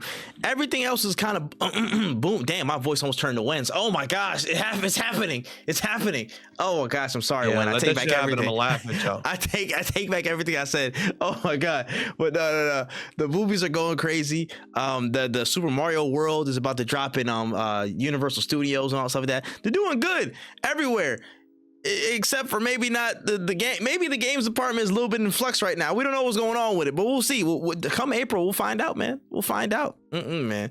But we can move it on here. We can talk about this next segment here. Marvel Rivals has been obviously on a tear. been doing his damn thing, been cooking numbers crazy, concurrent players crazy, people in ranked lobbies crazy as hell. But yeah, one of the biggest things that I've noticed from this recent slew of, like, again, reports, the praise, fanfare, is that Marvel Rivals made a promise. NetEase made a promise, apparently from Video Gamer and you know, a couple of different reports seeing this. They've promised a new hero every month and a half to keep players excited. This is very, very interesting. Again, 2 heroes every 3 months is apparently going to be the whole entire premise of their content rollout from here, I guess, until the end of time. I don't know when they're going to run out of characters. I mean, it's Marvel, so they probably won't for a long time, but they're planning to drop something every month and a half. How do y'all feel about this? Good. Keep those other teams on fucking edge. Yeah. No, I think this is great. As somebody who played Overwatch back in the day, like, this is what people wanted, man. This is what the street's been asking for. Nothing was worse than playing Overwatch and then, like, after what, Echo, you just got nothing for like 2.5 years. It felt like nah, this is pretty dope. I think is it something that they can keep sustainable? I don't know, man. I'm gonna let them figure that shit out. To be honest with you, this ain't got nothing to do with me. Because like no, but like dead ass. That's like what like 5 characters a year or something like that. Maybe my math might be wrong. 4 That or math 5. is definitely wrong. What am I looking at here? Wait, Like 6 months in a year, a month and a half. So it's like Yeah. 7, 8. Yeah. Yeah, that's About still that. that's even worse. Like that's fucking crazy when you really think about it. Mhm. I think it's ambitious. Like I think that's the word I want to use for it. Because League will add 3 characters a year at most, and like their roster is crazy stacked. Yeah. I want to say Marvel at some point might have to slow down or maybe rotate characters out. That could also be a possibility. Like I would love to see characters rotating out because of like the story. But I would also want them to like kind of have like enough characters in the roster at that point to be able to like satisfy different play styles. So if you're somebody like me who likes to play Magneto and you want Magneto to die in their lore, have somebody who plays similar to Magneto in that sense, you know? That's something that I would really appreciate. But again, like, I don't know, maybe they got it in them. Like they have been, to me, they've been changing the way I think about hero shooters in general. So I'm gonna let them cook, man. I'm gonna let them do them. Yeah. Nah. I hear it. I hear it. Kai, you think they can pull this off? Yeah, I think they can. If it was like anyone else, but like I don't know, NetEase just they got it. Yeah. I like and again, like, bro, it's fucking Marvel. You know what I mean? You know how many characters that they can pull out of their ass every month and a half? And again, just to double check the math, it's 8 characters a year. Like bro, for 8 characters a year, with how many characters that Marvel actually has, and how they're breaking up seasons into halves and stuff like that. We don't even have the Thing in Human Torch yet. They could just go extra on them. They're just breaking them up just to be a little bit, you know, frugal with stuff.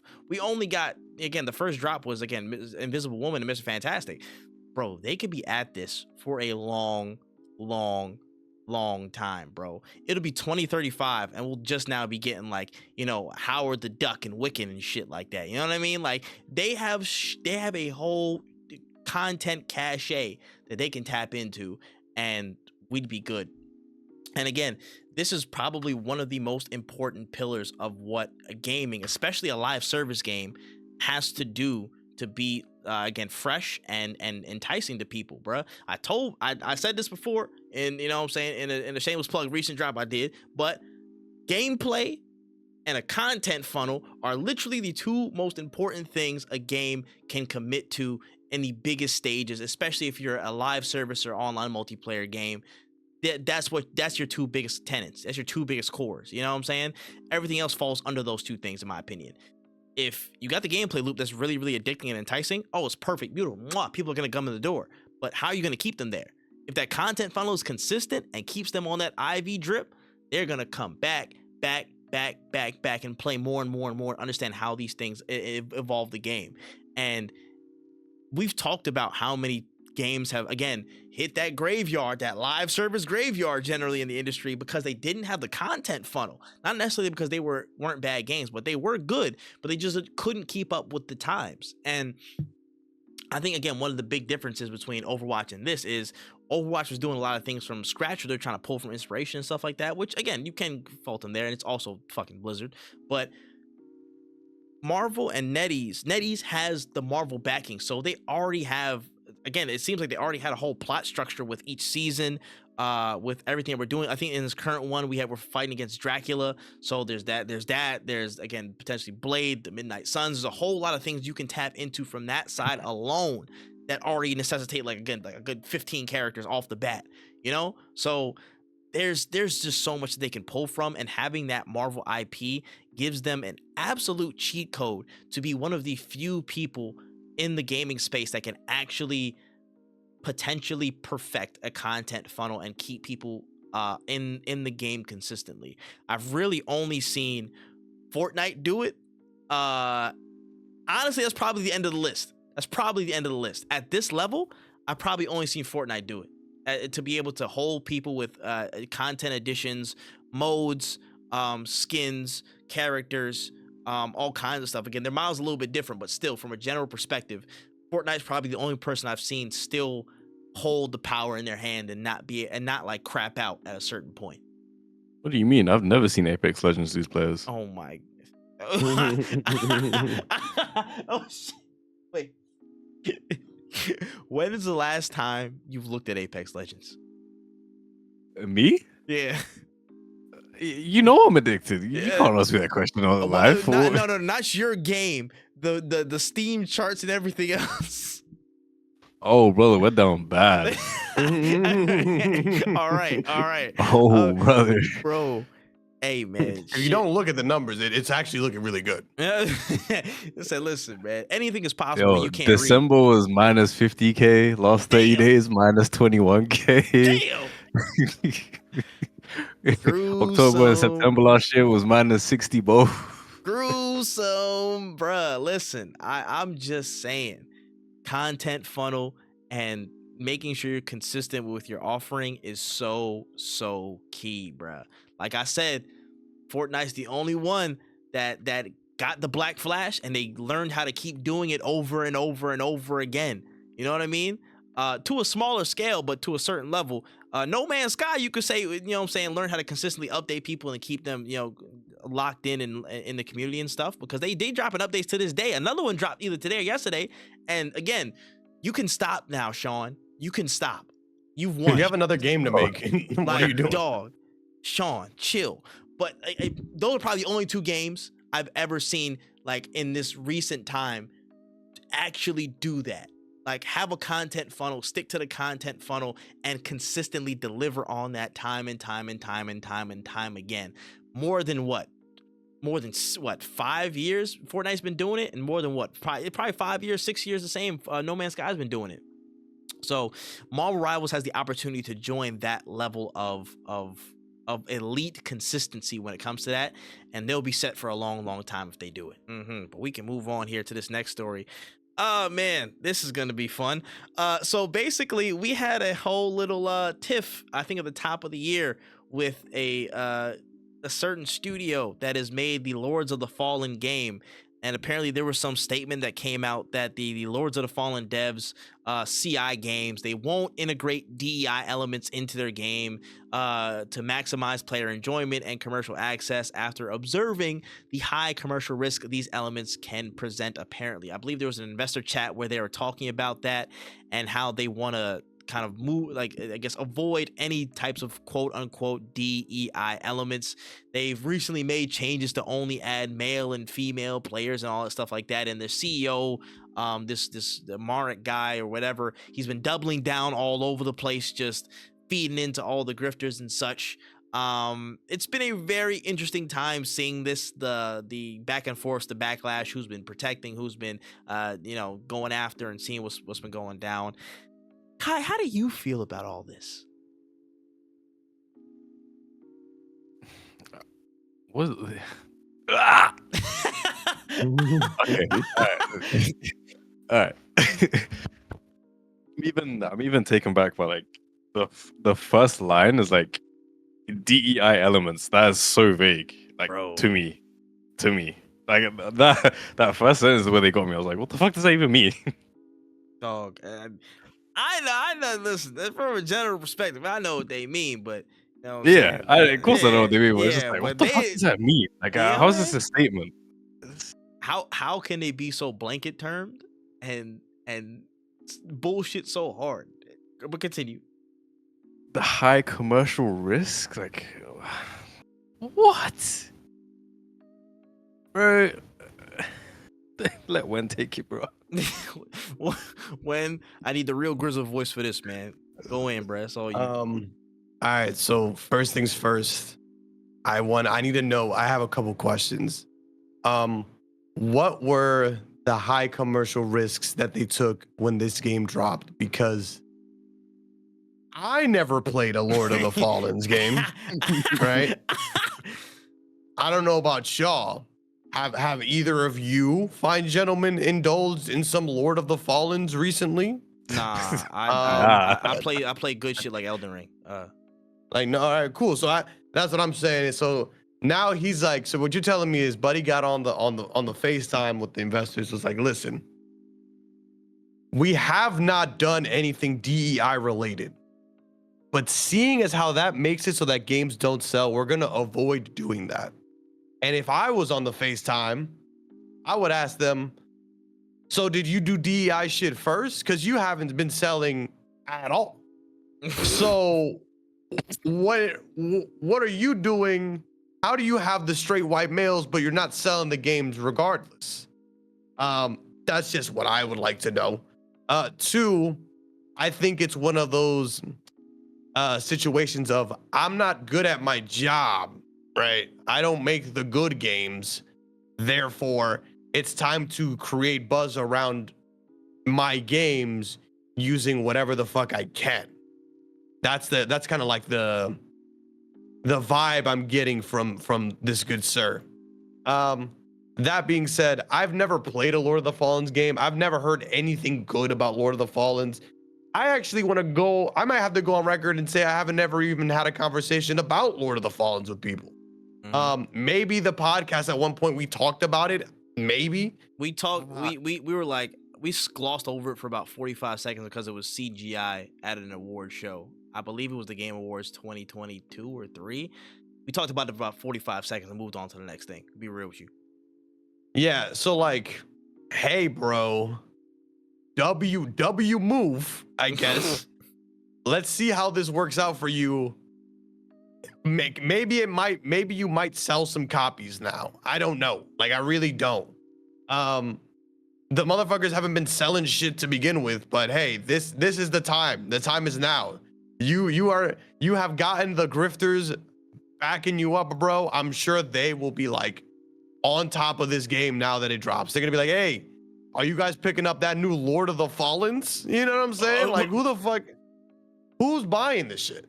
And like, again, I think it really comes down to just motherfuckers don't know how to make games, or their games are ass, and they're like, yo, we got to do something to get some publicity, and they decide to use racism.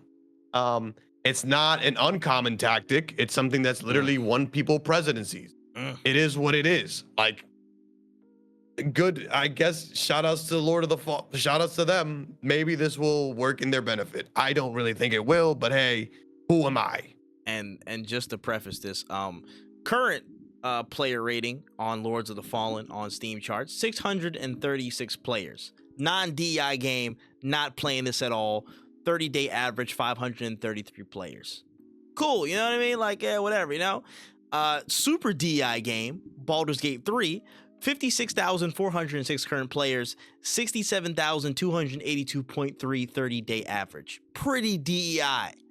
So that's working out how. Good luck, you know. Do what you do. Shout out to y'all. Y'all got it. Y'all got it. Y'all, you know what I'm saying?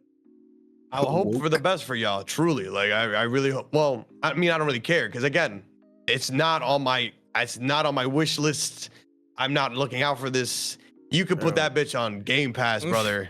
I'm not putting that shit. I'm not downloading that shit. You say you could lay it next to somebody butt naked next to Baldur's Gate and some ribs, nigga. We going for them ribs. We are good. We are good. We are good. We do not need Lord of the Fallen. We are good. Right? Like, what are you talking about, bro? It's just like the 30-day average of this game on Steam charts is literally six players less than Baldur's Gate 1 Enhanced Edition. Not even Baldur's Gate 3, Baldur's Gate 1 Enhanced Edition on Steam charts. So since y'all want to use numbers and talking about boosting y'all numbers and not risking your numbers with DI elements, imagine that. Games with DI elements are rating higher than you. Surprise. Like, what? It's just like, dog, I abhor stupid people. I really do. I really don't like stupid people. It's just like, and continually obtuse and proud stupid people at that. Like, stupid people, sometimes unconscious incompetence. They don't know what they don't know. You know what I'm saying? You got to guide them through the 4 stages to that. That's understandable in most cases, you know, so or at least half of these cases. But these people who see this, and they're like, yo, these buzzwords are like secret talk for I hate black people and anybody who isn't straight and white. Let's do this, bro. Let's do this.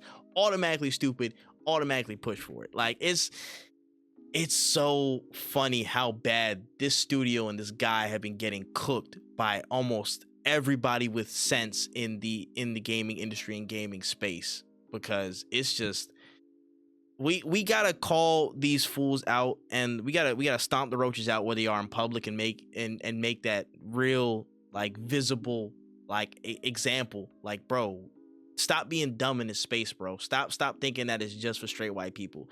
Your version of gaming is dead. It's for everybody, and it always has been. Once you pop that bubble and realized, you know, you got mad because you couldn't claim dominion over it anymore. Get over it. That's all I got to say about that. And moving on really quickly to the final story of the show.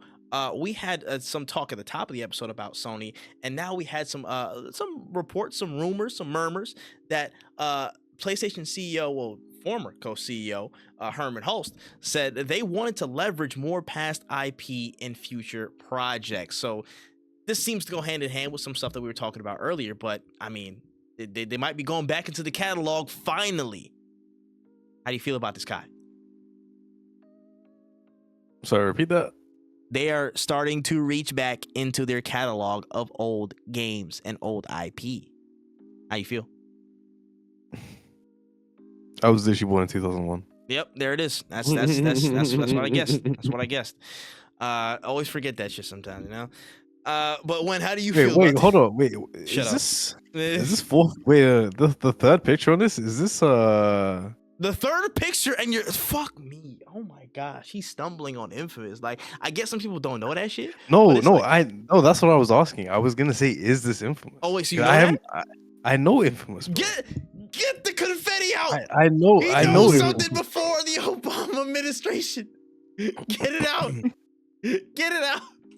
And then on the fourth picture, is that Link? I'm driving. All right, yeah, and put it back, and it's over, and it's fucking over. Wait, go ahead, bro. You got it. This is kind of sick. Again, I'm gonna hold my breath, man, because I just don't believe it. This could be cool. I would love to see some love to certain IPs. Like, I would love to see Jack and Daxter for sure. I think that was a game that honestly was like super good, but I just did, like, they just kind of like said, nah, fuck that shit. I would love to see it getting like the Ratchet and Clank treatment, where like Ratchet and Clank, if I remember, like that shit wasn't the most fucking, it wasn't as good as like a Ratchet and Clank game now. And I think a Jack and Daxter game with modern controls would be amazing. It would be so much fun.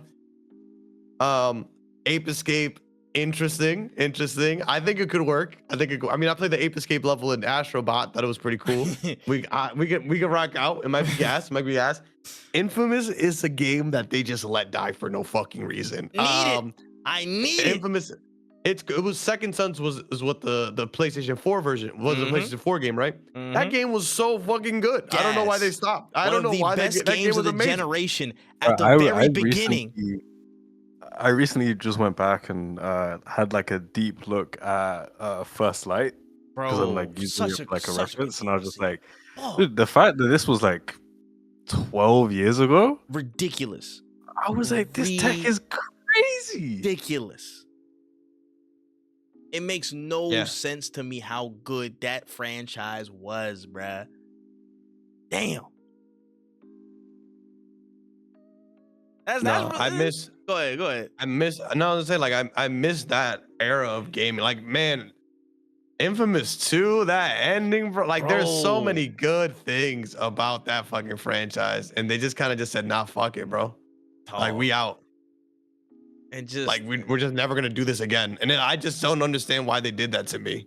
You know why even bring Second Sons out and then just being like, "Oh, that you fuck with that?" And I'm like, "Yeah." And they're like, "Well, we're never doing it again." Like, "Oh, goodbye. I'm sorry." Like damn, bro, what I it do hurts. to you? Like we got Ghost of Tsushima after this, which I can't even hate on because that's one of my favorite games of all time.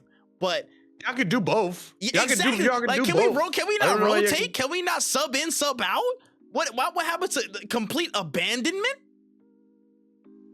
Crazy. Like it's sad that it's what 2025 and we're fine. We might get another Infamous game. We might get another Jack and Daxter game. Like that's so fucking. It's great. But like, goddamn, bro, what took you so long? Where have you been? Dog. We needed this. And again, all this consideration happened, or all it took was hundreds of millions of dollars being wasted on live service games and a witch hunt of pure cancellations to even think that, hey, maybe these guys really do like some of them old games, man. Should we work on some of them? Should we like pull one out the closet? It took all of that to spawn this conversation at Sony Interactive Entertainment. This is what we're dealing with here. This is where we're at. What you're saying is we should be thanking Concord, is what you're saying. Thank you, Concord. Your sacrifice will never go in vain. You know what I'm saying? It will never go in vain. That mid-ass episode on Secret Level, that, you know what I'm saying? The whole... Whoa, no, I was, whoa. You guys hating in 4K. Do we gotta run this back as a debate next episode? I wasn't the biggest. I thought that episode was pretty okay. I don't Bro, know. I'm not sitting here and saying it was the best episode. Mid isn't bad, but I'm saying it's not great. I want the Netflix special. What do you mean? I did say mid in a derogatory tone, but mid is actually, in fact, not the worst. It's not bad. It's not bad. Now, if I said it was garbage, then that would have been a debate. I'm gonna go on the record. I don't feel comfortable with this, but I'll let it slide. Hey, I think it was okay. It was not not the Warhammer episode. It was not the Warhammer episode. You got me there. It was not that. Was that. But you know what I'm saying? That's fair. That's fair. You know what I'm saying? We can shake on that. We can go on. But Concord sacrifice, you're right. It will not go in vain. Concord was really Doctor Strange, bro. This was the one. This was really the one. They had to let it go, bruh. They had to do it. We're in the end game now for PlayStation, bro. One day I'm gonna try and make that cover, bro. You'll never be forgotten, Concord, for what you did, for who you were and what you didn't do as a game, but what you did as a sacrifice. We'll never forget. I'm dead.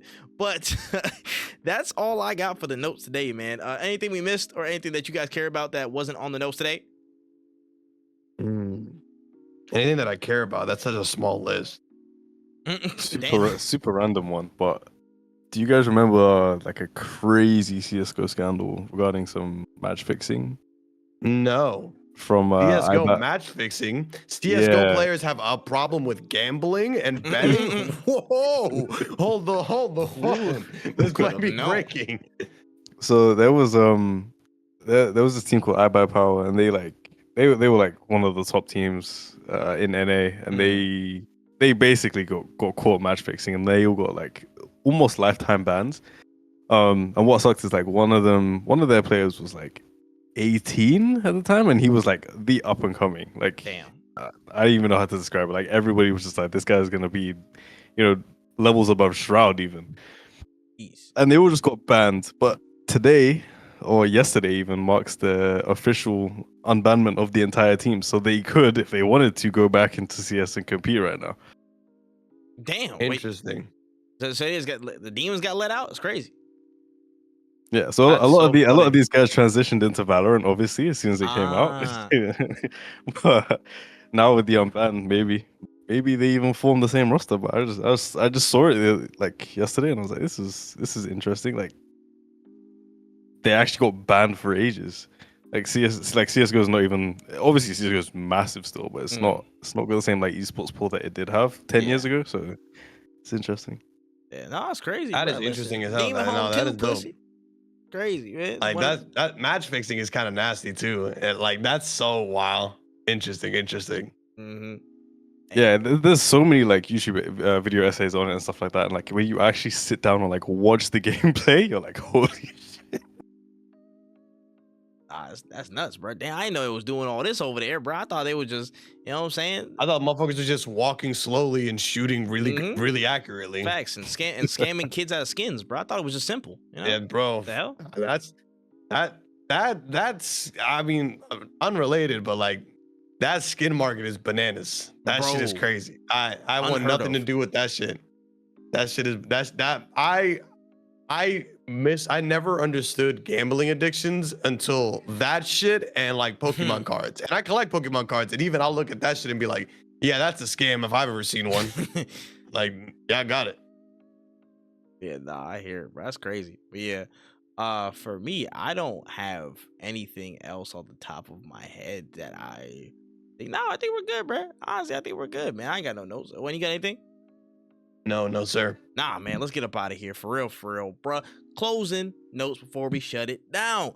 Kai, you know what I'm saying? First show of the year down. How you feeling? Give us your closing statements before we get up on out of here. Feeling good. Remember, when you're traveling, always take your passport. And Oh my gosh, I'll ask about that. don't later. don't buy skins. That's real. Generic does till you die, baby. Real talk, man. Earn that battle pass, even if it takes you 3 seasons. Facts. Hey. Real grinding. That's real shit though. Oh man. Wayne, give us your closing statements, mate. Wear a mask. wear a motherfucking mask, that's for sure. Keep your loved ones safe. And be vigilant and care for one another. Form a community around you. Real talk. Thank you, Batman. I appreciate that. For real. My closest statement is He's gonna wake up in the middle of the night. He's gonna be like, boy. Hey, it's fine. I hope y'all don't get hit with no fucking with the shit I got. I pray on it. But if y'all do, when you know damn well if this conversation happened or not, you were gonna get your jokes in. Hey, Naughty, I'm not y'all. I am a better man. Oh, it's bullshit. We gonna see. But listen, my closing statement is listen, it's 2025. We locked in. It's a new year. A whole bunch of stuff is on the way.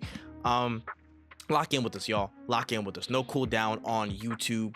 No Cooldown on Blue Sky. No Cooldown Pod on what's it called? Twitter.